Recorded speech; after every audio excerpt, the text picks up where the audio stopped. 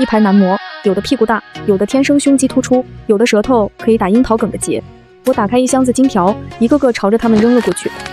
來，誰能讓我開心一下，我就讓他今晚睡我的床。頂流男星顧懷卻擠過來，低笑，大逼領的黑絲襯衫露着大半塊胸肌，整個人貼在我身上，湊到我耳邊說：“沈小姐，今晚我是你的了。”我拉着他的領帶，上了我的紅色跑車，引擎轟鳴，紅色跑車像一道閃電劈開夜色，推背感狠狠襲來，後座幾個當紅小生同時發出低呼，窗外霓虹連成光帶，山風呼啸灌入，吹得我長髮亂舞，腦子裡冰冷的機械音準時敲響喪鐘。抹殺倒計時167小時42分58秒。系統再次在我的腦海裡播報：7年前，我被這破系統綁上賊船，任務只有一個，讓秦家繼承人秦羽愛上我，成功了一生榮華，失敗了後果魂飛魄散。我演了7年溫婉潔雨花，他喜歡清純，我就素面朝天；他喜歡懂事，我就從不逾矩。結果今天下午，他在家族董事會上隨口宣布了婚訊，然後當众推給我一張支票。沈倩如，我玩膩了，我們分手了。玩膩了。我腦海中浮現起，我曾經不惜跪地磕頭，爬9999個台階去寺廟為他祈福，因為他的一句戒指丟了，不惜跳進冰冷的泳池裡幫他尋找。我曾為他擋過刀，血紅的刀子從我的胸口穿過，我卻還笑着對他說：“沒事的，行，乏味了是吧？就當老娘7年青春為了狗。”沈姐，下一站去哪兒？副駕的程明轉過頭，他是娛樂圈內最頂尖的明星經紀人，手裡握着一串頂流資源。我半小時前打電話說要10個最紅的男明星作陪，錢不是問題，他直接撬了3個劇組的檔期，湊齊了這一車能讓微博癱瘓的陣容。山頂星空會所，我猛打方向盤，輪胎在彎道發出刺耳摩擦聲。今晚怎麼瘋怎麼來。過去7年，我連酒吧門朝哪開都快忘了。星空會所頂層露天平台，我包了全場，香檳塔堆到需要仰視，我接過話筒。今晚所有消費記我賬上，音樂給我開到最大。剛拿下影帝的路演走過來，將一枚櫻桃喂到我唇邊，親自給我演了一出用舌頭給櫻桃梗打結的絕技。另一邊，偶像男團 C 位出身的夏至彎身為我倒酒，胸肌大的夾着香蕉給我吃。我陷在沙發裡，手臂隨意搭在旁邊2人的身上，真痛快，這才叫活着。手機在掌心震動，不用看都知道是誰。我接了，按下免提，音樂聲识趣的調低。沈倩如，秦羽的聲音冰冷至極。你現在在哪裡？我抿了一口路演遞來的酒，慢悠悠道：“秦總，分手24小時不到就查岗，你未婚妻知道你這麼惦記前女友嗎？你非要這樣自輕自賤？”他壓着火氣，找這些上不了台面的戲子，砸錢擺排場，你覺得這能證明什麼？證明我高興啊！我冷笑，指尖劃過江野腹肌。以前跟你在一起憋屈得像個修女，現在我想怎麼活就怎麼活。頓了頓，我聲音冷下來：“沒事兒，掛了，我忙着呢。”電話那頭傳來壓抑的呼吸聲。好，很好，你玩，小心別玩火自焚。不勞費心。我直接掛斷，把手機扔進香檳塔旁邊的桶裡。胃部熟悉的絞痛再度襲來，我面不改色，吞下2粒白色藥片，搭着路演和夏至的手臂起身，出發去下一場。接下来幾天我徹底瘋了，在超跑俱樂部，我以3倍溢價拍下一輛限量超跑，鑰匙隨手拋給新晉頂流沈奕晨。這車是你的了。他愣了1秒，衝上來用力抱住我，少年氣的眼睛裡全是光。沈姐，我愛死你了。在私人遊艇上，我辦了場泳裝派對，請來的全是男团门面、時尚模特和音樂才子。我穿着絲質長袍，靠在甲板沙發上，看他們在陽光與海浪間笑鬧。剛開完演唱會的歌手季風不小心把水潑到我腳邊，然後單膝跪地，用毛巾輕輕擦拭我的腳踝。抬頭時，眼神無比深情。我用腳尖輕點他結實的腹肌，他笑得像個得逞的壞孩子。慈善拍賣晚宴，我以壓倒性價格搶了秦家老爺子看中的一幅明代古畫，老頭子當場臉色鐵青。我轉身就把畫送給了一旁歌手林徹，他當晚就為我量身定制創作了一首曲子，並附言：隨時為沈大小姐演奏。每一次揮霍，每一次與這些活在聚光燈下的男人談笑風生，胃裡的灼痛就加深一分。但我不在乎，反正我都要死了，死前總要痛快淋漓。程明在游艇角落找到我，眉頭緊鎖。沈倩如，你玩得太過了，狗仔已經聞到味兒了。還有，你的臉色真的很差。我滿不在乎地喝下一口香檳。能上頭條是我的本事，至於臉色差，別擔心，化妝15分鐘就能搞定。第5天深夜，我在會員制酒吧包下最大的環形卡座，10幾個當紅男星圍繞在我身邊，沉穩影帝、陽光偶像、禁欲系歌手，我坐在中央，就像女王接受他們的注目與體貼。剛摘得電影節最佳男主角的傅晨舟坐到我身側，為我特調一杯以我名字命名的雞尾酒。沈大小姐，请品鉴。燈光曖昧，空氣裡彌漫着酒精與高級香水的混合氣味。就在這時，入口處傳來細微騷動，我抬眼望去，傅晨舟敏銳地察覺異樣，低聲問：“需要處理嗎？”我沒回答，輕輕拍了拍他的手背，端起酒杯走向秦宇。秦總，走錯片場了吧？我晃着酒杯，這兒可不是你的董事會會議室。秦宇的嘴唇抿成一條直線，眼裡翻湧着我從未見過的情緒，憤怒、震驚，還有一絲難以掩飾的狼狽。沈倩如，他的聲音發緊，你知道自己在做什麼嗎？你是想用這種方式報復我？我幾乎笑出聲，我靠近，還能聞到他身上熟悉的味道，這味道曾經讓我沉迷，現在只覺得諷刺。報復你，秦宇，你太看得起自己了。我花錢買開心，關你什麼事？看見大門了嗎？滾吧，別打擾我的雅興。他身形晃了晃，神情微微顫抖，硬生生把某種情緒壓了回去。楚言不知何時走到我身側，很自然地接過我手中的酒杯。沈姐，這位帥哥是誰啊？他抬眼看向秦宇，眼神乾淨又帶着點挑釁。秦宇猛地看向楚言，喉結劇烈滾動，眼中的憤怒都快噴出火來。我已經轉身，左手搭上傅晨舟伸過來的手臂，走向舞池中央，頭也不回地道：“別管他了，音樂呢？今晚誰讓我盡興，我投資他的下一部電影。”震耳的音浪重新炸開，吞沒一切。餘光裡，秦宇在原地僵立許久，才轉身踉蹌離去。他後悔了嗎？我不知道，也不在乎了。胃部傳來刀絞般的劇痛，我悶哼一聲，額角瞬間沁出冷汗。我推開傅晨舟關切的手，衝進洗手間，對着大理石洗手台乾嘔，吐出的全是暗紅的血。鏡中的女人眼窩深陷，臉色慘白如紙，脆弱的仿佛下一秒就会倒了。腦海中的倒計時依舊沒停，抹殺倒計時48小時1分11秒。我擦掉嘴角血跡，扯出一個難看的笑，痛快是痛快了，命也快搭進去了，值嗎？不知道，但看到秦宇剛才那副氣急狼狽的樣子，心裡某個角落竟湧起一絲殘忍的快意。又一口血湧上來，劇痛排山倒海，這下連呼吸都帶着血腥味。系統能不能早點脫離？太疼了，我真熬不住了。我癱倒在 VIP 休息室的地毯上，蜷縮成團，冷汗浸透了真絲長裙。腦海中系統的聲音冰冷無波：“抱歉宿主，脫離時間不可更改。”去你的不可更改！我的意識已經開始模糊了。商城，那個無痛果實給我換。我幾乎是從牙縫裡擠出來這幾個字。無痛果實兌換需消耗您累計7個世界所得的全部積分，果實僅在本世界生效，且無法治癒本源損傷。是否確認兌換？換，立刻，馬上。下一秒，掌心一沉，一枚暗紅色、泛着微光的果實憑空出現，觸手溫潤，帶着奇異的生命力。我用盡最後力氣塞進嘴裡，果實入口即化，一股清涼洪流席捲四肢百骸，那足以將人撕裂的劇痛眨眼間煙消雲散。我癱在地上大口喘息，雖然痛感消失了，但身體還是虛得厲害，冷汗把睡袍都浸透了，背部摸上去一片冰涼，完全失去了知覺。沈姐，沈姐你怎麼了？帶着睡意的驚呼從臥室方向傳來，緊接着是一陣慌亂的腳步聲，混合着各種男士香水的味道圍攏過來。最先衝過來的是昨晚那個混血模特出身的演員葉琳，她只來得及套了條休閒褲，赤裸的上身肌肉線條分明，金髮凌亂地翹着。她單膝跪下來，溫熱的手掌輕捧住我的臉，湛藍眼睛裡全是焦急。老天，你的臉色白得像紙一樣，你到底怎麼了？另一位以沉穩著稱的影帝周旭白比較鎮定，很快端來溫水，小心地遞到我唇邊。不着急，慢慢喝。我借着他的手抿了幾口，溫水劃過喉嚨，肚子裡那股縈繞不散的寒意稍緩。沒事。我推開杯子，撐着地毯想站起來，腿一軟，差點又栽回去。左右立刻伸過來好幾雙手，他們七手八腳架住我的胳膊和腰，穩穩把我扶到沙發上。我看着眼前幾張寫滿擔憂的英俊面孔，勉強擠出笑容。老毛病了，別擔心，都去收拾吧，今天行程滿着呢。男人們互相看看，將信將疑，但還是听話地散開去換衣服洗漱。半小時後，我們一行人浩浩蕩蕩下樓。我走在中間，左邊挽着葉琳的手臂，她已經換上了剪裁合體的西裝，那張混血臉在酒店燈光下帥得醒目。右邊是偶像團體出身的夏至，乖乖巧巧走在我身側，身上有清爽的柑橘調香水味，後面跟着其他幾位帥哥，從正劇小生到禁欲系歌手，風格各異卻個個吸睛。這陣仗從電梯到大堂，吸引了所有路人的目光。剛走到前台，我腳步一頓，真是冤家路窄。酒店大頭秦宇正和一個身材出眾的女人並肩走來，那女人就是許巍，她新鮮出爐的未婚妻。秦宇今天穿了身深灰色定制西裝，手裡拿着平板電腦，像在談公事。許巍則是一身米白色套裝，手很自然地挽着她的胳膊。两人也看到了我們，腳步同時停下。呵，真是冤家路窄。秦宇的目光落在我臉上，然後緩緩下移，看到我挽着葉琳手臂的手緊貼在我身側的夏至，又掠過我身後那一片風格各異的帥哥，他的臉色瞬間變得難看至極。許巍的臉色也沉了下來，眼神裡帶着明顯的審視與不悅，前台經理完全沒察覺這詭異的氣氛。沈小姐好，您的總統套房是要續住嗎？續？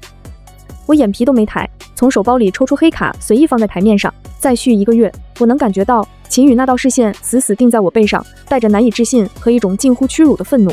他大概從沒想過，那個曾經對他唯命是從，連和異性多說一句話都要斟酌的沈倩如，會變成現在這副左擁右抱的模樣。可這能怪誰？是他們自己走進這家酒店的，不是我。沈倩如上趕着去愛他們的眼，手續很快辦完，我收回卡，走吧，今天帶你們去個好地方。說完，帶着身後那道移動的風景線，頭也不回地朝門口等候的豪車，自始至終沒往秦宇和許巍的方向看一眼。車門關上，引擎轟鳴着駛離酒店。夏至靠在我肩側，小聲問：“沈姐，剛才那2位你認識？”不重要的人，我淡淡道。接下來的時間，我帶着這10位男明星，幾乎把整個城市掀了個底朝天。娛樂新聞徹底炸了鍋。沈倩如挟持男星橫掃奢侈品店，沈倩如1元包場頂級夜店，沈倩如疑似分手後瘋狂洩憤，各種吸睛標題輪番轟炸熱搜榜。狗仔像聞到血腥味的鯊魚，從早到晚圍追堵截。鏡頭裡，我出入會員制俱樂部，在私人遊艇上開派對，在拍賣會一擲千金。身邊的男伴有時是葉琳，有時是夏至，有時又換了新人。當紅小生們個個顏值在線，氣質出众，這種生活讓八卦論壇徹底沸騰。當然，這也引起網絡上一片譁然，罵我的人不少，說我被甩之後原形畢露，窮奢極欲，人品低劣。但也有人開始猜測，這種不計後果的瘋狂背後是不是藏着什麼別的東西？這些聲音我統統不在乎，噪音而已。為了清靜，我直接雇了一支頂級的安保團隊，10幾個黑衣墨鏡的彪形大漢，清一色特種部隊退役出身，他們形成一堵移動的人牆，把那些煩人的鏡頭和窺探徹底隔絕在外。錢像流水一樣花出去，可我絲毫不在乎，總不能人死了錢還在吧？那豈不是便宜了某些人？白天我帶着他們掃蕩高端場所，米其林3星餐廳裡，我包下整個露台，昂貴的菜肴擺滿長桌，男人們談笑風生，體貼地為我夾菜。我靠在椅背上，偶爾接過遞到唇邊的酒杯，指尖不經意擦過對方溫熱的俊臉。午後去逛高定店，我讓他们隨便挑。葉琳看中一套限量版西裝，換上後整個人挺拔得像是從時裝周 T 台走下來的模特。她在試衣間鏡子前整理袖口，肩寬腰窄的比例堪稱完美。我從後面走近，伸手替她調整了一下領帶結，動作自然得像做過無數次。喜歡就買了。她轉過身，那雙藍眼睛在燈光下顯得格外深邃。沈姐，你這樣我會當真的，你開心就行。我拍了拍她的肩，沒讓這個話題繼續。夜晚才是主場，市中心最熱門的酒吧，最大的卡座已經被我們佔據，音樂震耳欲聾，男人們圍在身邊玩骰子喝酒，香檳噴得到處都是。夏至酒量淺，幾杯下去就暈乎乎的靠在我肩頭，手指無意識地捲着我的一縷頭髮。往哪碰呢？我輕輕抓住他手，他耳根泛紅。沈姐，我有點暈。另一邊，以武技聞名的楚言直接在卡座前即興來了一段，引來一片喝彩。我笑着往他扔在地上的外套裡塞了張支票。沈姐大氣。楚言眼睛一亮，湊過來在我臉頰親了一口。我沒躲，反而挺享受這種被簇擁的感覺。有時候喝到凌晨，乾脆就不回酒店，直接在 KTV 包廂裡待到天亮，坐在角落的沙發裡看着他們鬧。胃部那個位置依舊冰冷，但好在真的不痛了。第6天深夜，我從一家會員制酒吧出來，準備轉場去下一個局。午夜的街道冷清了些，霓虹燈依舊把天空染成曖昧的紫紅色。我喝了酒，微醺。葉琳和夏至一左一右扶着我，身後跟着其他人以及那排黑衣保鏢。剛走到那輛跑車旁，街角陰影裡突然走出一個人，擋住了我的去路。他顯然等了有一會兒了。許巍穿着米白色風衣，臉色冷得像結了冰，就這麼直直瞪着我。保鏢立刻上前半步，被我抬手攔住。有事？我鬆開挽着兩人的手，走上前抬眼看他。不得不承認，這女人確實有副好皮囊，氣質清冷，是秦宇會喜歡的那種類型。看着她那張臉，某些早就該忘掉的記憶又浮出來。最初秦宇會多看我2眼，大概也是因為我眉眼間那幾分與他相似的神韻。這念頭讓我胃裡一陣翻湧。許巍胸口起伏，顯然在強壓怒火。沈倩如，我知道你和秦宇分手心裡不痛快，但你用這種方式報復，不覺得太難看了嗎？你知不知道你這些荒唐事給他帶來多大困擾？我吸了口煙，緩緩吐出煙霧。困擾？我像是聽到天大的笑話，控制不住的低笑起來。我給他造成困擾？許巍，你倆是不是自我感覺太良好了？我花錢找樂子，我過我自己的日子，這叫報復？你們是誰啊？值得我費這心思？我往前走了一步，逼近他，能聞到他身上那股昂貴的香水味。老娘現在快活得很，比過去7年任何時候都痛快，聽懂了嗎？許巍被我噎得臉一陣紅一陣白，手指捏緊了手包的鏈條。沈倩如，你……我沒興趣聽他的下文，視線越過他的肩膀，落在遠處市中心那棟最高建築的巨型廣告牌上。此刻，那上面正輪番播放着秦宇和許巍的婚紗照，照片拍得極好，秦宇穿着黑色禮服，許巍穿着夜帝婚紗，依偎在他懷裡，仰頭看着他，臉上綻放出的笑容溫婉又幸福。心臟某個地方突兀地抽痛了一下。挺好的，我扯出一個難看的笑容。恭喜啊，明天你們大婚，祝你們百年好合。說完，我不再看他陰沉難看的臉色，轉身拉開車門，葉玲和夏至立刻默契地坐了進去，跑車低吼着駛入夜色。後視鏡裡，許巍的身影站在原地，越來越小，直至消失不見。我靠在真皮座椅裡，閉上眼。車子甩開許巍後，在街道上漫無目的地開了10幾分鐘，車內的沉默有些壓抑。夏至幾次想開口，看到我皺眉的樣子，又咽了回去。我忽然開口，停車。司機靠邊停下，窗外是一家頗有格調的威士忌吧，就這兒吧。我推門下車，男人們互相看了看，但還是迅速跟上。這地方和之前去過的喧鬧場所截然不同，音樂是低沉的爵士鋼琴，客人不多，三三兩两坐在卡座裡低聲交談。我們這一大群人湧入，立刻打破了原有的寧靜，引來不少側目。我要了個相對隱蔽的卡座，自顧自倒了一杯單一麥芽。沈姐，怎麼想來這兒了？周旭白接過我遞給他的酒杯，輕聲問。鬧的地方去膩了，換換口味。我抿了口酒，烈酒劃過喉嚨，帶來熟悉的灼熱，卻暖不了胸腔裡的冰涼。就在這時，門口的風鈴輕響，我的目光隨意掃過，然後微微一頓，進來的是秦宇的妹妹秦冉冉。她穿着簡單的白色毛衣和牛仔褲，素面朝天，看起来像個大學生，身邊還跟着個氣質乾淨的男生，兩人挨得很近，關係顯然不一般。秦冉冉也第一時間看到了我，以及我身邊衣着光鮮的一群男人，她臉上輕鬆的笑容瞬間僵住，腳步也停住了，眼神裡寫滿了錯愕和難以置信。他身邊的男生也看了過來，面露疑惑。我認出他是最近一部校園劇小火的新人演員，叫陳然。秦冉冉咬了咬嘴唇，對陳然說了句什麼，然後獨自朝我們這邊走了過來。婉婉姐。他站在卡座邊，聲音有些乾澀，目光快速掃過葉玲、夏至等人，最後落在我臉上。你怎麼會在這兒？這些是你朋友嗎？我點點頭，語氣平淡，帶朋友們出來坐坐。你呢？怎麼跑酒吧來了？約會？我看了眼那個站在原地有些局促的陳然。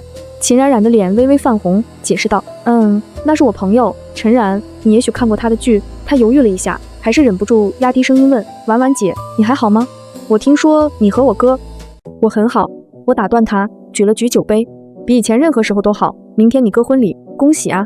秦冉冉眼神複雜地看着我，又看看我身邊這些明顯不是普通朋友的男明星，欲言又止。婉婉姐，我知道我哥他有时候做事是挺過分的，但你真的沒必要這樣，你這樣我看着都難受。難受？我扯了扯嘴角，將杯中酒一飲而盡。我挺好的，吃得好玩得好，有什麼可難受的？你去陪你朋友吧，別讓人家等急了。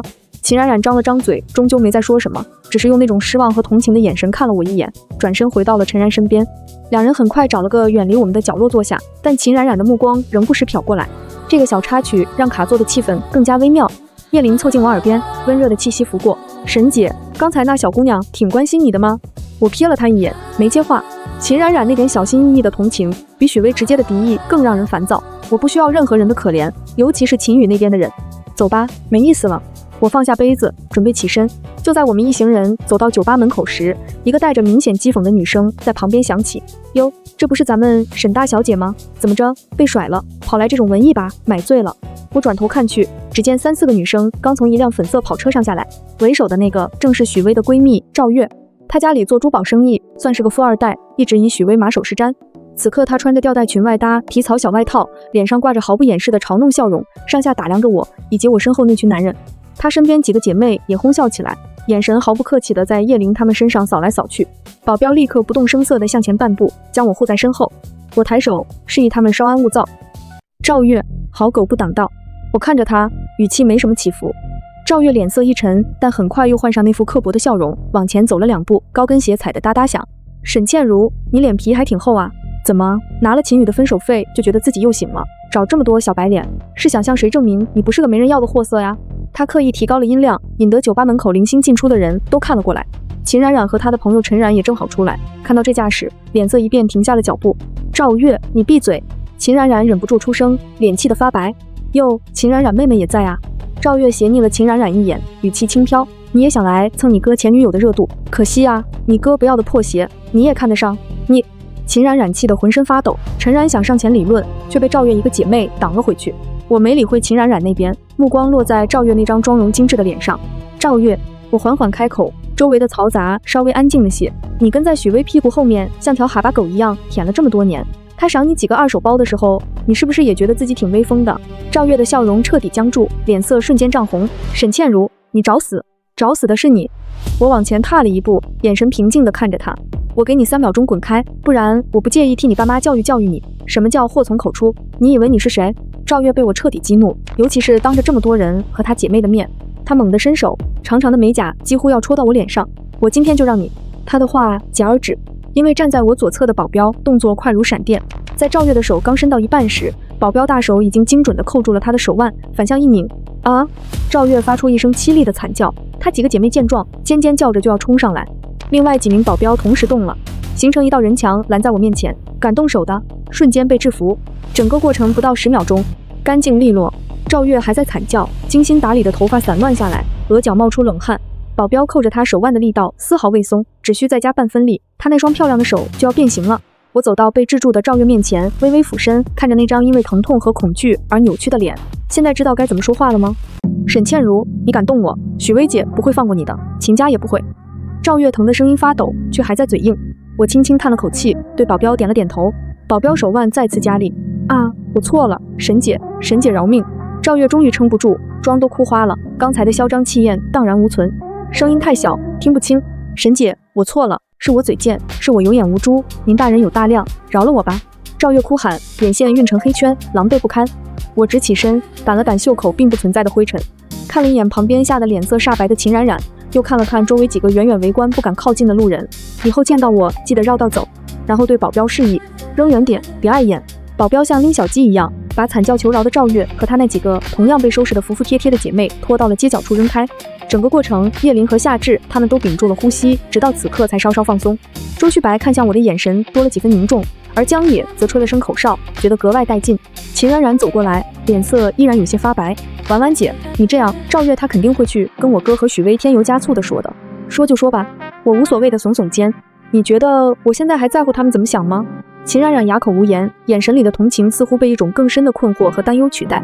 她似乎第一次真正意識到，眼前這個她熟悉的婉婉姐，好像真的和以前那個溫婉順從的女人不一樣了。我沒再理會她，轉身走向車子。沈姐，我們現在去哪？江野跟上，語氣裡帶着興奮。我拉開車門，坐了進去。剛才那點微不足道的衝突，像投入水中的小石子，連漣漪都很快平息。去下一場。酒吧包廂裡燈光迷幻，音樂震得人心臟發麻。可我心裡頭那處空落落的地方，怎麼也填不滿。尤其是想到許巍那張臉，還有秦宇明天就要舉行的婚禮，更是煩得厲害。狗男女！我低聲罵了句，然后抓起一瓶沒開的威士忌，直接對瓶口灌了一大口。烈酒燒過喉嚨，稍微驅散了一點身體的冰冷和麻木。沒意思，真是越來越沒意思了。我看着圍坐在卡座邊的男人們，他們個個顏值頂尖，氣質出眾，眼神裡帶着或明或暗的討好與關照。可不知道為什麼，我就是覺得沒勁。就好像在玩一個設定精美的遊戲，所有 NPC 都按你的喜好生成，但你知道這一切都是假的，都是倒計時結束前最後的狂歡。目光掃過桌上琳琅滿目的酒瓶，一個瘋狂的念頭突然冒了出來。都過來！我敲了敲桌子，把所有人的注意力都吸引過來，把這些酒全給我開了。我指了指桌上那些沒開封的酒，我給你們一個機會，誰要是能把我灌醉，我投資他下一部戲男主。卡座瞬間安靜了1秒，隨即爆發出更興奮的躁動。葉琳第一個響應，直接拎起一瓶威士忌。沈姐，這話我可當真了。夏至眼睛發亮，也抓起一瓶白蘭地。姐姐，那我可不客氣了。周旭白搖頭笑了笑，但手上動作沒停，拿起醒酒器開始調混合酒。不到3分鐘，我面前已經擺滿了各種酒杯。沈姐，規矩怎麼定？傅晨舟問我，眼神裡帶着探究。簡單，輪着來，你們喝一杯，我陪一杯，你們可以選任何一杯。誰讓我先趴下，誰就贏。男人們互相看了看，眼神裡都燃起了勝負欲。夏至選了最烈的龍舌蘭，一飲而盡。我端起混合酒，直接對嘴灌了一大口。亂七八糟的酒精混合糖漿的甜膩，火燒火燎地衝進胃裡。我的視線開始有些模糊，但腦子卻異常清醒。清醒地感受着胃部那塊地方越來越冷，清醒地知道自己在幹什麼。這就到極限了。我自嘲一笑，伸手拿過一瓶96度的烈酒，琥珀色的液體在燈下泛着冰冷的光。周圍響起倒吸冷氣的聲音。沈姐，別了吧，這個太猛了。楚言想勸。我擰開瓶蓋，仰頭就灌，液體像岩漿一樣燒過喉嚨，所到之處一片麻木。醉了就好了，醉了就不會想起秦宇偶爾看向我時那帶着衡量和比較的眼神，醉了就不會去數還有幾個小時這場荒荒唐的戲就要落幕。繼續，我喊了一聲，不知是對他們說還是對自己。就在瓶口碰到嘴唇的那一瞬間，喉嚨深處毫無預兆地湧上一股濃重的血腥味。我沒來得及反應，下一秒，溫熱的液體猛地從我嘴裡噴湧而出，直接濺在面前的玻璃茶几上。紅色的血在透明玻璃上迅速蔓延，滴滴答答地落在地毯上。音樂好像停了，又好像是我耳鳴了。沈姐，你怎麼了？天啊，血！沈姐吐血了，快叫救護車！叫救護車啊！男人們的驚呼聲炸開，夏至的臉瞬間慘白，手裡的酒杯掉在地上摔得粉碎。葉林衝過來想扶我，卻被我抬手制止。周旭白已經掏出手機，手指發抖地按着號碼。我被那口血嗆得彎下腰，劇烈地咳嗽起來，每咳一下就有更多的血從嘴角溢出，那種場面過於駭人。我雖然毫無痛感，但一種生命被快速抽離的虛無感從四肢蔓延開來。沒事，我強撐着直起身，想要扯出一個笑容，就發現自己的身體根本不聽使喚。我就是喝太急了，別大驚小怪。話沒說完，喉嚨又是一陣劇烈的翻湧，這次吐出來的血更多，在我腳邊蔓延開一片狼藉。濃重的血腥味暫時壓過了包廂裡原本的香水與酒精氣息，眼前的場面徹底失控。經理，這裡有人吐血了，讓開，都讓開！酒吧的工作人員慌慌張張地衝進來，客人們也遠遠圍觀看熱鬧。而更刺耳的是那連綿不絕的鏡頭、咔嚓聲和手機拍照的閃光。不知何時潛入的狗仔正瘋狂地按着快門，記錄着眼前這駭人的一幕。在這種情況下，我反而奇異地冷靜下來，耳鳴漸漸消退。我顫抖着手摸出風衣口袋裡的手機，屏幕自動亮起。時間0點，第7天到了。屏幕上方無數推送消息爭先恐後地彈出來，最上面一條帶着爆炸性的標題：沈倩如酒吧拼酒嘔血，現場慘烈。保鏢終於衝破混亂的人牆擠了進來，兩人一左一右架起我的胳膊，半拖半扶着往外走。酒吧門口早已被聞風而來的媒體和看熱鬧的人群堵得水泄不通，閃光燈連成一片白光，無數話筒像長槍短炮般捅到面前。沈小姐，你為什麼突然吐血？是因為過度飲酒嗎？沈倩如，你是不是得了絕症？這些天的瘋狂，是不是知道自己命不久矣？你對秦宇先生明天大婚有什麼看法？你今晚是在用這種方式抗議嗎？沈倩如，說兩句吧，你是不是後悔了？謾罵聲、驚呼聲、質問聲鋪天蓋地，幾乎要將我淹沒。保鏢們黑着臉，用身體組成人牆，奮力推開人群，護着我朝停在路邊的車移動。車門關上，隔絕了大部分噪音，只剩下我艱難的喘息聲。我蜷縮在寬大的後座上，真絲長裙黏膩地貼在皮膚上，全是半乾的血跡。手機在瘋狂地震動，我點開屏幕，推送消息還在源源不斷地跳出來。沈倩如天價分手費後的末日狂歡，終以嘔血收場。從替身到瘋批，沈倩如被拋棄後的毀滅之路。秦宇婚禮前夜，前女友酒吧嘔血，婚禮變修羅場，全網瘋傳被棄女星在豪門婚禮現場嘔血，是炒作還是詛咒？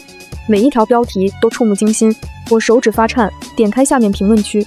為了紅真是命都不要了，吐這麼假的血，演技倒是不錯，被甩了就發瘋報復社會，這種垃圾趕緊死吧，活着污染空氣。明知道人家明天結婚，今晚來這麼一出，真是晦氣到家了。吐點血裝可憐，早幹嘛去了？惡心，肯定是想攪黃秦少的婚禮，心機婊不得好死。這些評論一字一句充滿了惡意，即便我知道對網友來說這只是個勁爆的八卦，但作為當事人，看到這些毫無根據的惡意揣測和謾罵攻擊，胸腔裡早已冰冷的地方還是會傳來一陣沉悶的鈍痛。我深吸一口氣接通，盡量讓聲音聽起來平穩。喂，程明，沈倩如，你他媽到底在哪？程明的聲音又急又怒，隔着听筒都能感受到他的暴跳如雷。新聞我都看到了，你到底在搞什麼鬼？不是說好了玩幾天就收心嗎？怎麼玩到醫院去了？你現在人在哪兒？我望着車窗外，車子已經開出了城區，行駛在偏僻的環山公路上。外面沒有路燈，只有車燈照亮前方一小片慘白的路面，兩側是深不見底的黑。程明，我輕聲說，喉嚨裡又有血腥味泛上來。我讓他們都先回去了，該結的費用我轉到你公司賬上了。都什麼時候了，你還跟我說這個？程明幾乎是吼出來的。你現在人到底在哪兒？傷得重不重？我馬上過來接你去醫院。不用了，我打斷他，聲音平靜。程明，我快死了。幾秒鐘後，程明的声音帶着難以置信的恐慌。你說什麼胡話？有錢不去醫院，你瞎折騰什麼？告訴我，你現在在哪？我不想治了，治不好了。我說完，指尖落在掛斷鍵上。沈倩如，你他媽！程明罵了句粗口，聲音裡已經帶上了哽咽。我沒再說話，直接按下了掛斷鍵。手機屏幕按下去又亮起來，程明的名字一次又一次跳動。我滑动屏幕設置了靜音，然後把手機丟在一旁的座椅上。我按下車窗，冰冷的夜風灌進來，吹散了濃重的血腥味。慘白的月光透過雲，灑在荒蕪的山路上。透着一股說不出的寂寥和絕望。鬼使神差的，我对着窗外被雨雲扮演的月亮連拍了好幾張，習慣性點開了置頂聯繫人秦宇。最後一條消息還是7天前他發來的分手通知。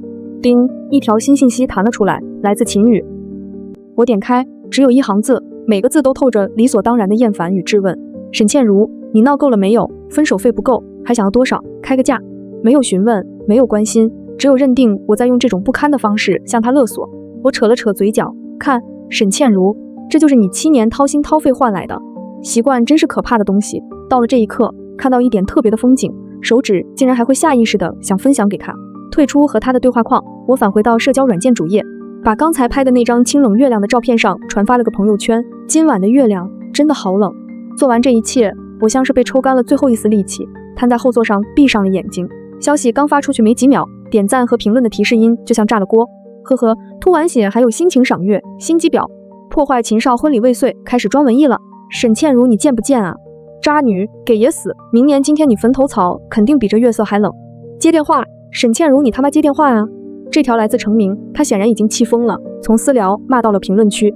就在這時，特別關心的提示音響起，我呼吸一滯，秦宇的頭像旁邊跳出一條新消息：別以為玩這種要死要活的把戲就能改變什麼，新娘永遠不會是你。沈倩如，你讓我惡心透了。每個字都帶着居高臨下的語氣，溫熱的東西啪嗒一聲掉在手機屏幕上，暈開了那幾個冰冷的字。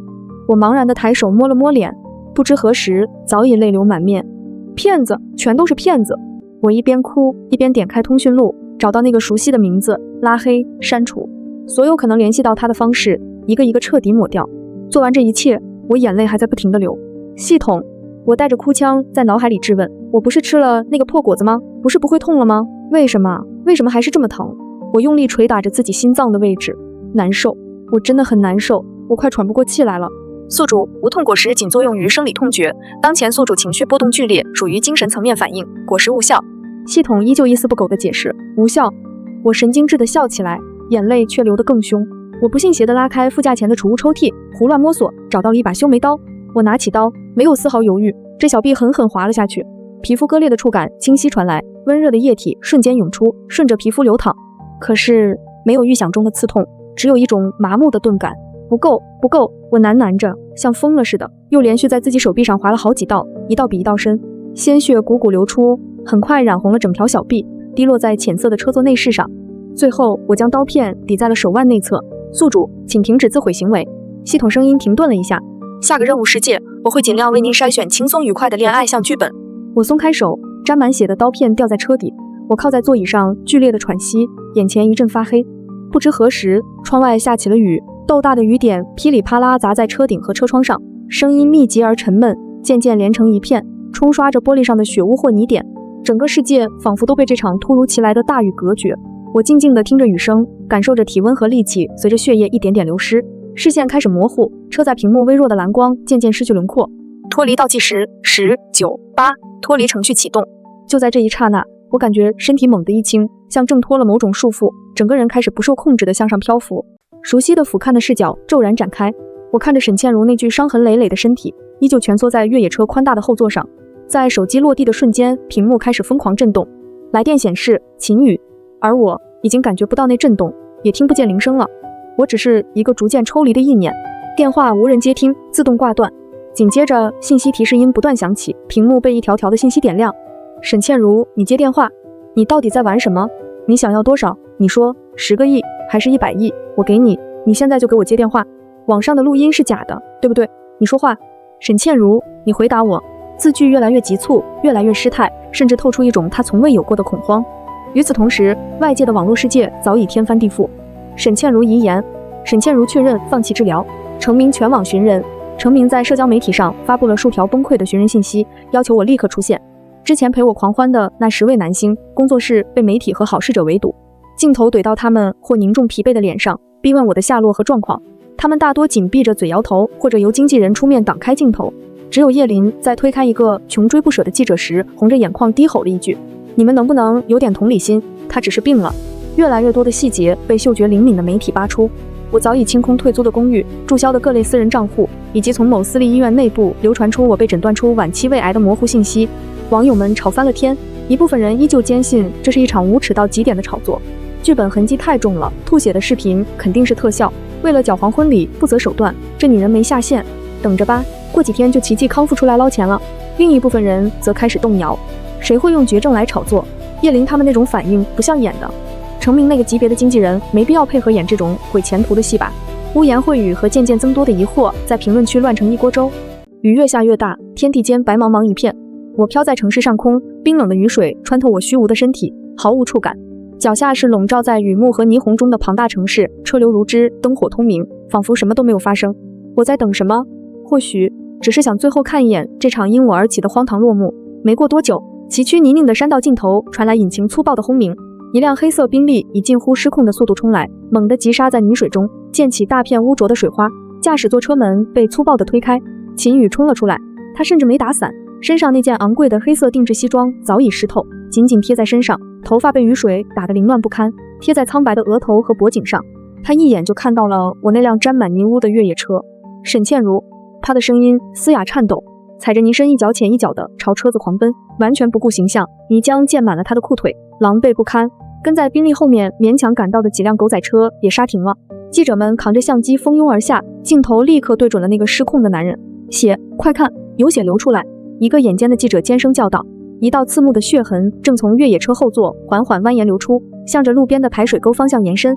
雨還在下，冰冷綿密，仿佛要洗淨一切，又仿佛在掩蓋什麼。閃光燈瘋狂閃爍，狗仔隊們徹底瘋了，鏡頭死死捕捉着雨夜中這駭人的一幕。他停在了離車子幾步遠的地方，雨水順着他稜角分明的下頜線滴落，他低下頭看着自己腳下，暗紅色的水漬正緩緩暈開，濕透的西裝下，他的身體無法控制的顫抖。不，這不可能！他喃喃着，聲音被雨聲打得破碎。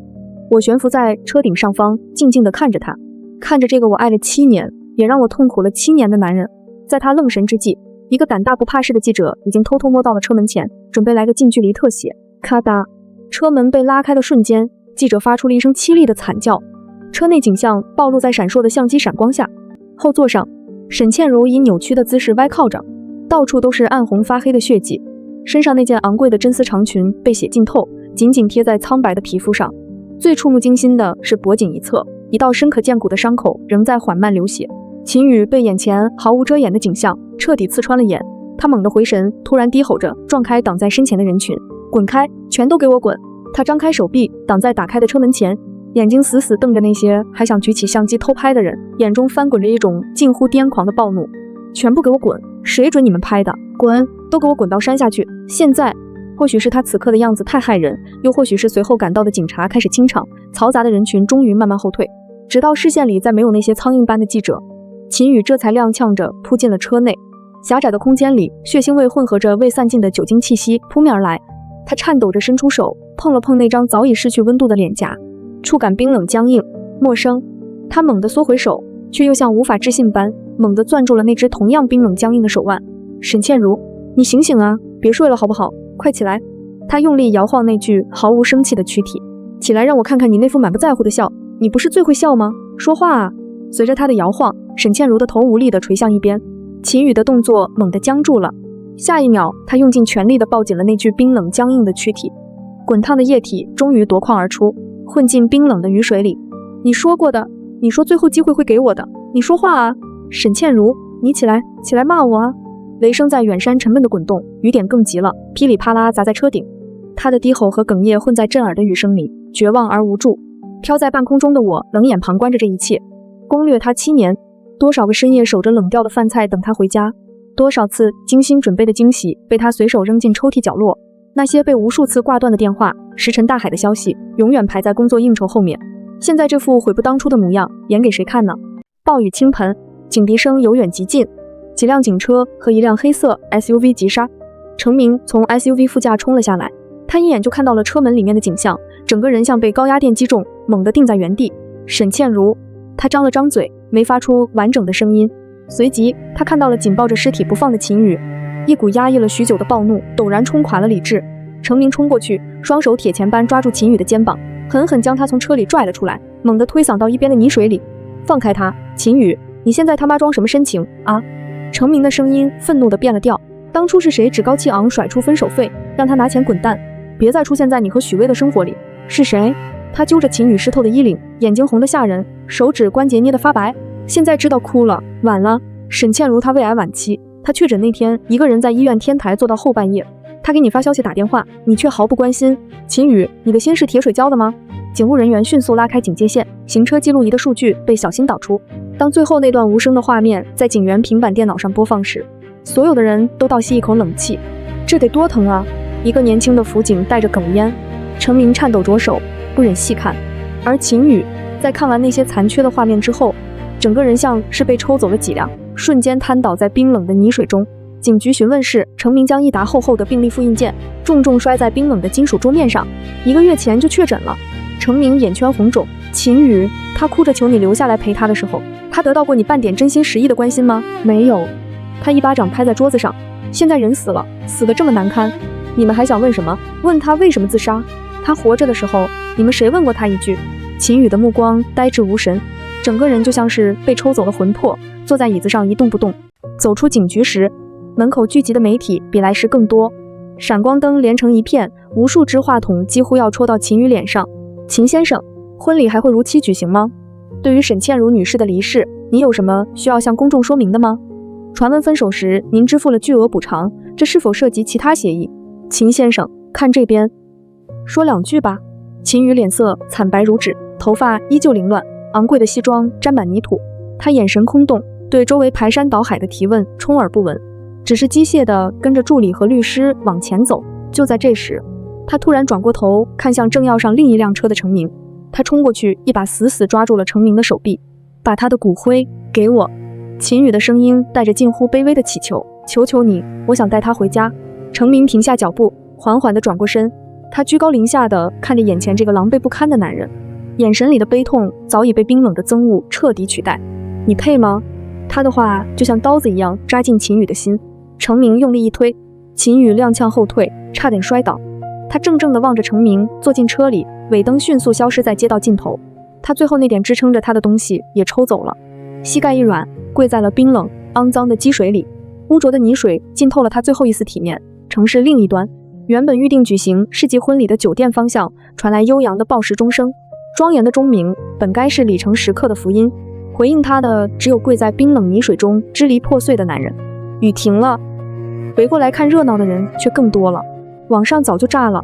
最開始發現現場的媒體裡有不要命的開了直播，雖然直播間秒封，但車門打開那血腥駭人的幾秒鐘畫面早就被人錄屏，像病毒一樣在各個社交平台瘋傳。沈倩如確認死亡，死因失血性休克。據醫學專家分析，其胃癌病情若早期積極干預，仍有延長生存期可能。沈倩如手握天價分手費，不存在無力承擔醫療費用情況。根據經紀人程明提供的通話錄音，係主動放棄治療，求死意願明確。各種消息截圖鋪天蓋地。緊接着，那10位男明星的經紀公司陸續發布了簡短的聲明。以沉穩著稱的影帝周旭白發布了悼念微博，所有人都誤會沈小姐了，所以我們這段時間一直陪着她，但我們都能看出來，沈小姐很不開心。偶像夏至在直播中被問及時，眼睛瞬間紅了。沈姐她其實很安靜，喝多了就自己坐在角落，看着月亮發呆，還小聲叫秦先生的名字。飄在半空看戲的我一陣尷尬，喝多了看月亮發呆，還小聲叫秦宇名字，老娘怎麼一點印象都沒有？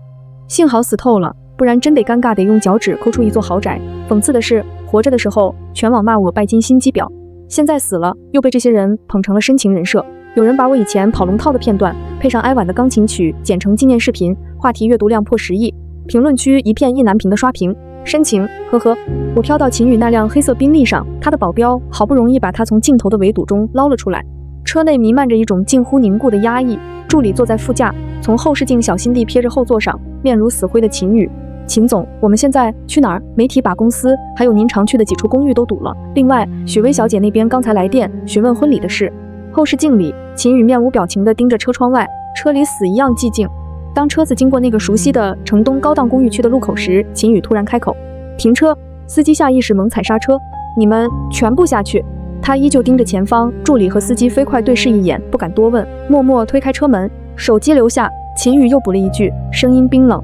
助理將手機放在副駕座位上，和司機一起退到人行道上，引擎發出一聲低吼，黑色賓利猛地竄了出去。秦總，您不能自己開車，您現在的狀態太危險了。助理追了2步，朝着遠去的尾燈大喊。車子匯入車流前，助理的工作手機屏幕亮了一下，內容只有簡短的4個字：婚禮取消。我飄在副駕位，看着秦宇失去血色的側臉，有那麼一瞬間，恍惚像是回到了7年前。也是這樣一個夜晚，他開車送我回出租屋，側臉在路燈下顯得格外清晰。他語氣篤定地對我說：“跟着我，你不會再缺任何機會。”現在他猛打方向盤，車子甩出一個急促的弧度，朝着我熟悉的方向疾馳而去。車輪停在了那個熟悉的公寓樓下，我們曾經住過的公寓。電梯緩慢上升，最終停在了23層。他站在那扇熟悉的防盜門前，他嘗試輸入了幾組密碼，可全都顯示錯誤。最後，他像是放棄了思考，緩慢地輸入了他自己的生日。滴，一聲輕響，門鎖應聲而開。他僵在門口，沒有立刻推門進去。走廊的聲控燈因為太久沒有聲響，悄無聲息地熄滅了，只有門內一片吞噬一切的黑暗和寂靜。過了許久，他才邁步走了進去。撲面而來的是一股久未助人的氣味，清冷空曠。他沒有開燈，借着窗外透進來的稀薄微光，一步一步走進去。客廳整潔，茶几上面空無一物，沙發靠墊擺放的一絲不苟，連褶皺都被仔細撫平，整個空間沒有生活氣息，沒有溫度。他一步步走向主臥，他伸出手推開門，清冷的月光透過沒拉嚴的窗簾縫隙照進來，他的目光像被凍住，緩緩移動，最終死死定格在床頭櫃上。那裡放着一個已經空空如也的白色藥瓶，藥瓶旁邊是一個簡單的相框。他走過去，拿起那個相框，照片裡是7年前剛跟着他不久的我，穿着最簡單的白色長裙，對着鏡頭笑得有點拘謹，但眼睛裡是毫無保留的依賴和歡喜。而照片的右側邊緣有明顯的裁剪痕跡，那原本應該是和他的合影。相框的背面已經有些褪色的字：等一場屬於我們的日出，沈倩如。秦宇的手指猛地收緊，他緩緩地轉過頭，目光投向臥室角落的垃圾桶，桶裡是空的，乾淨得刺眼。他的世界在那一刻開始分崩離析，但他記得以前這個角落的垃圾桶裡總會扔着一些塗鴉的便簽紙，或者我隨手畫的速寫。現在什麼都沒了，乾淨的徹底，仿佛他從未在這裡生活過7年，從未存在過。他站在冰冷的月光裡，手裡緊緊攥着那個被裁掉了一半的相框，肩膀開始無法抑制的顫抖。晚晚沒人回答，死一樣的寂靜。這寂靜像猛地刺破他勉強維持的鎮定。秦宇忽然像瘋了一樣開始翻箱倒櫃，茶几抽屜被粗暴拉開，裡面的零散物品散落一地，儲物櫃、衣櫃、書房，所有能打開的地方都被他暴力翻遍，雜物被扔得到處都是，整個公寓瞬間一片狼藉。最後他衝回臥室，手指顫抖着拉開床頭櫃最底下的抽屜，他胡亂扒拉着，指尖突然觸到了一個文件袋，他一把将它抽了出來，文件袋沒有封口。他顫抖着手抽出一份嶄新的紙質報告，他只是簡單的掃了一眼，呼吸驟然停止。騙人的，他的聲音瀕臨崩潰。婉婉，你騙我的，对不對？他死死盯着胃癌晚期那幾個冰冷的黑字，視線僵硬地向下移動，看到下面醫生的建議立即住院，接受系統治療。一滴滾燙的液體毫無預兆地砸在那行醫囑上，刺啦！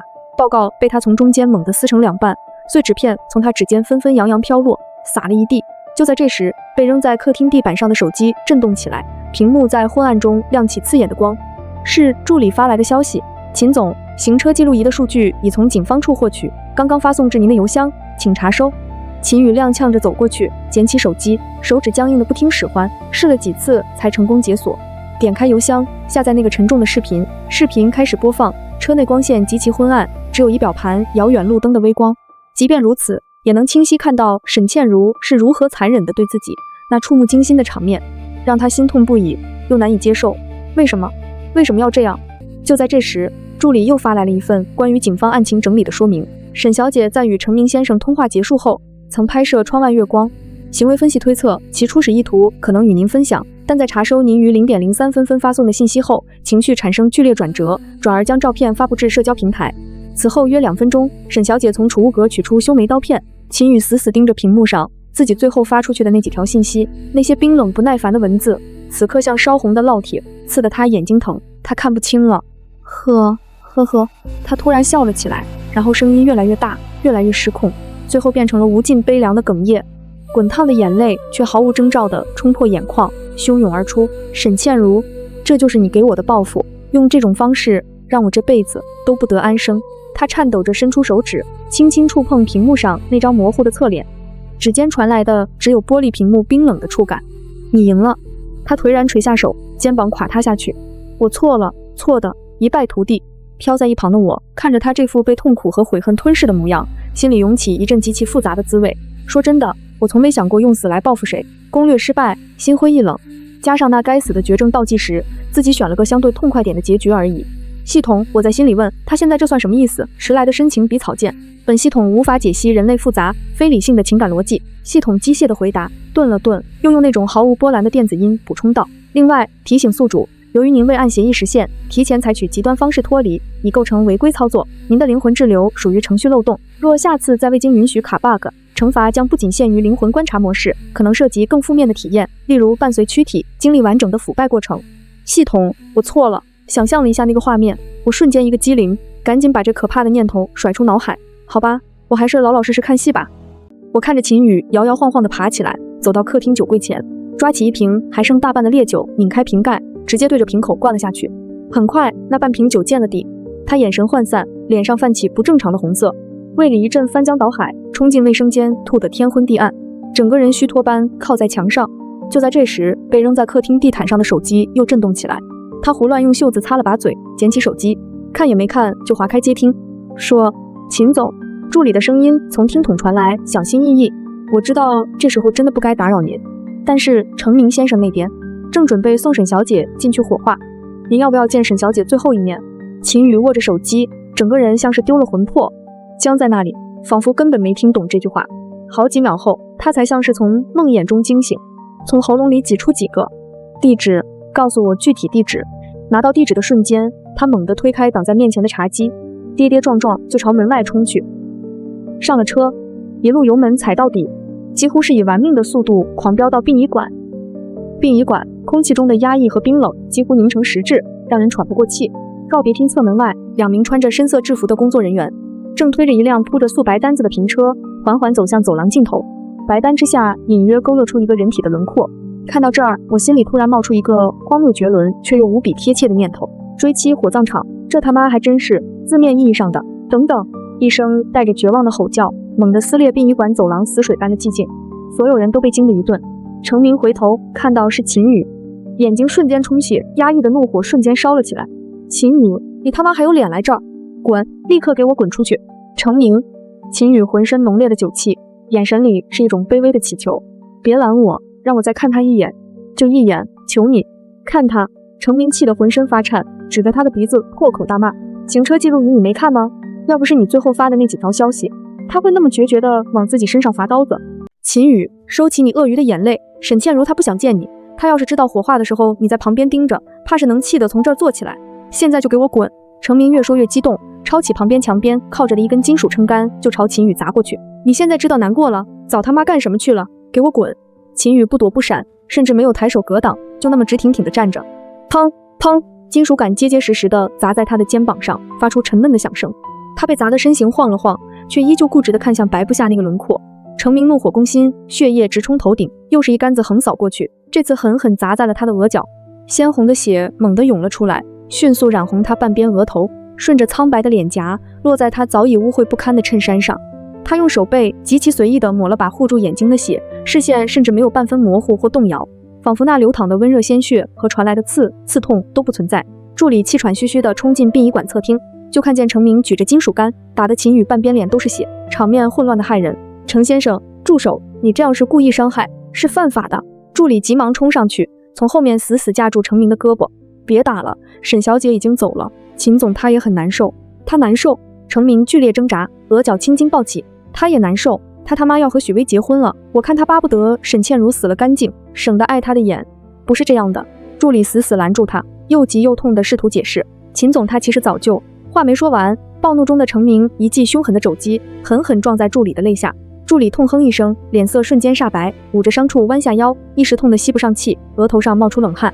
程明掙脫開來，胸膛劇烈起伏，目光狠狠刺向一直沉默僵立的秦宇。說話啊！他聲音嘶啞，帶着濃重的悲傷和滔天的恨意，幾乎是從胸腔裡吼出來。啞巴了，理虧了，還是非得讓你那好助理替你編個苦衷。秦宇站在離推車幾步遠的地方，嘴唇抿成一條直線，臉上血污和蒼白的皮膚對比刺目。你說話啊，秦宇！程明猛地提高音量，聲嘶力竭。你不是很能說嗎？不是一句話就能定人生死，讓人滾蛋嗎？現在怎麼屁都不放一個了啊？他的吼聲在空曠的廳堂不斷回盪。秦宇沉默，所有人都沉默。我飄在旁邊，看着程明哭得整個人都在抖。心裡一陣發緊，像被一只無形的手攥住了。我想告訴他，別哭了，不值得，我馬上要去下個世界開啟新劇本了，說不定是個甜寵副本，可我說不出，他也聽不見。我們之間隔着的不只是生死。過了不知道多久，秦宇沾着血的嘴唇幾不可察地動了動。對不起。程明先是一愣，像是沒聽清，隨即他像是聽到了全天下最荒謬的笑話，先是輕声嗤笑，然後笑聲越來越失控，最後變成了混合着無盡嘲諷和悲涼的狂笑。對不起，哈哈哈哈，对不起。秦宇，你一句对不起就想把這一切都抹平了。他因為你在自己身上劃了那麼多刀，血都流乾了，一個人死在荒山野嶺的破車裡，你一句輕飄飄的對不起。他猛地止住笑，眼神變得凶狠異常，死死盯住秦宇，一字一頓。你要真覺得對不起他，好啊，他因為你挨了多少刀，你也在自己身上劃多少刀，你做到了，我就把骨灰給你，讓你帶他回家。空氣骤然凝固，冰冷刺骨。助理捂着淚下，驚恐萬分的抬頭。程先生，你瘋了，這根本不是解決問題的辦法。他的話噎在喉嚨裡，因為秦宇極其緩慢地抬起了頭，鮮血糊了他半張臉，甚至流進了一隻眼睛裡，讓他的視線有些模糊。但他臉上沒什麼表情，沒有恐懼，沒有猶豫，沒有憤怒，只有一片深不見底的平靜。程明已經準備好聽到反駁，或者看到他退縮逃避，然而下一秒，一道冷冽的寒光毫無預兆地閃過，誰也沒看清秦宇從哪裡摸出來的刀，或許是他一直攥在手裡，或許是剛才混亂中從推車旁的工具盤裡順的一把鋒利的手術刀片。吃，刀尖毫不猶豫地刺破了他昂貴西裝下的手臂布料，鮮血瞬間湧出，迅速在深色西裝上蔓延開一片血。秦總，你幹什麼？快放下！助理目眦欲裂，顧不上淚下的劇痛，撲過去就想奪刀，但秦宇的動作快得驚人，也狠得驚人。他像是完全喪失了痛覺神經，手腕翻轉，刀片在皮膚上劃出又深又長的口子，一道又一道。這種瘋狂到極致的自殘行為嚇呆了在場的所有人，連原本推着平車的工作人員都僵在原地，大氣不敢出。醫生，快叫醫生，報警，叫救護車啊！助理幾乎破音，他再次衝上去，拼盡全力想抓住秦宇持刀的手腕。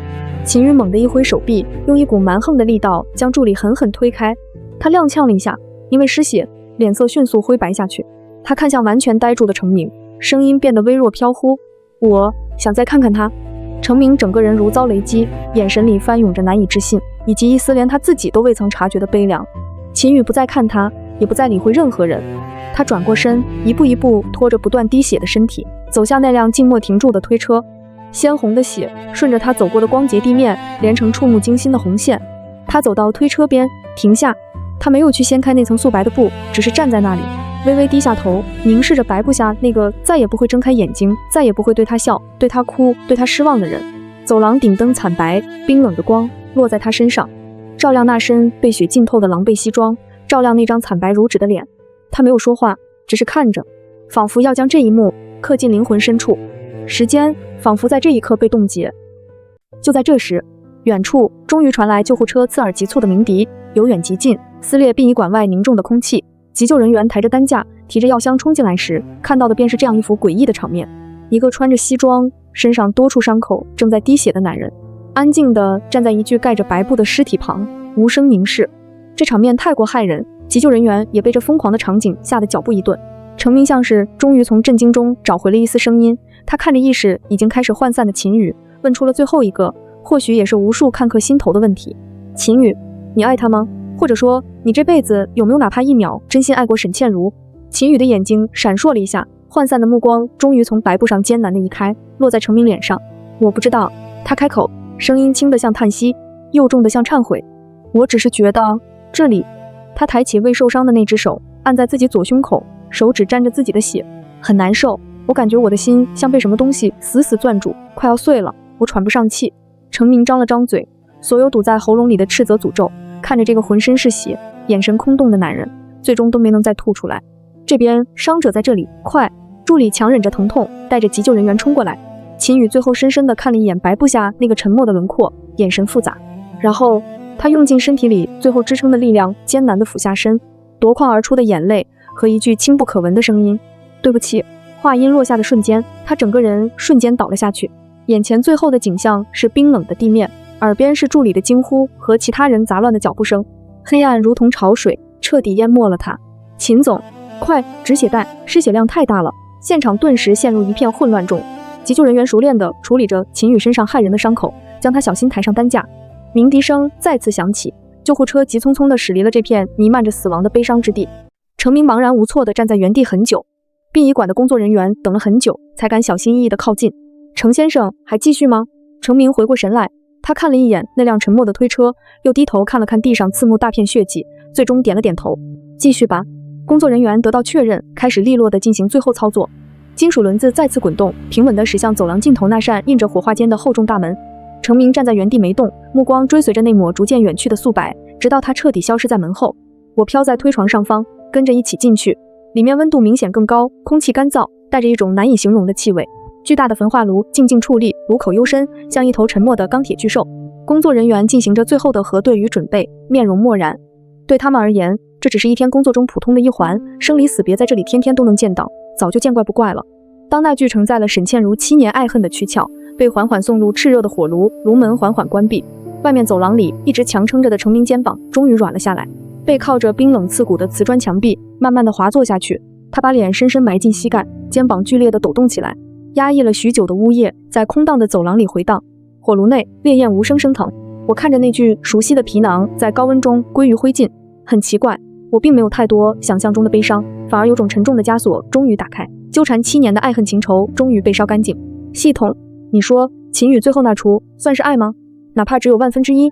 宿主，根據本系統龐大的情感數據庫與行為模型分析，秦宇的極端行為更符合創傷後因積重度悔恨引發的自毀傾向，與愛的正向情感的關聯度較低。哦，我應了一聲，談不上失望，畢竟早有預料。要是演7年深情換不來一個真心，自毀一次就能換到，那真愛也未免太廉價了點。那我的任務，因為他最後這出血肉模糊的表演，能算我攻略成功了嗎？好歹也算激起滔天巨浪了吧。我還不死心，想薅點系統羊毛。宿主，建議您清醒一點。任務成功判定核心標準，不可替代的持續性的情感依賴與正向反饋，且必須在宿主存活狀態下由目標親口或明確行為確認。您都提前採用違規方式自我註銷賬號了，目標後續任何追悔莫及、自殘自毀的行為不計入任務評估範圍。本次任務失敗。行吧，就知道沒這種空子可鑽，白死的這麼有戲劇性了。不過系統話鋒一轉，鑑於宿主本次脫離方式過程痛苦指數較高，且靈魂滯留觀察期間未對原世界核心時間線造成紊亂，本系統酌情減免部分違規懲罰積分，並鄭重承諾下一個任務世界一定為您篩選高福利低難度攻略劇本。真的，我將信將疑，畢竟系統的承諾有時候跟渣男的山盟海誓差不多。本系統誠信為本，童叟無欺，系統信誓旦旦。現在開始，最後脫離倒計時，10秒後啟動世界穿梭程序。我最後看了一眼焚化爐內那吞噬一切的橙紅火焰，又穿過厚重的牆壁和爐門，看了一眼外面癱坐在冰冷走廊裡的程明，心裡屬於沈倩如的殘餘情緒輕輕動了一下。3、2、1，脫離成功，世界坐標啟動穿梭，並沒有想象中天旋地轉的感覺，只是眼前的景象開始迅速褪色拉遠，像一幅被水浸染的油畫，所有色彩和線條都溶解消散，最終一切歸於虛無。在意識徹底抽離這個世界的最後瞬間，我對着程明所在的方向輕輕動了動意念。程明，謝了，保重。走廊裡一直把臉埋在膝間哭的程明突然毫無徵兆地抬起頭，他臉上淚痕交錯，眼神帶着未褪盡的紅腫和茫然，下意識地看向火化間緊閉的大門，又看向空無一物的走廊盡頭。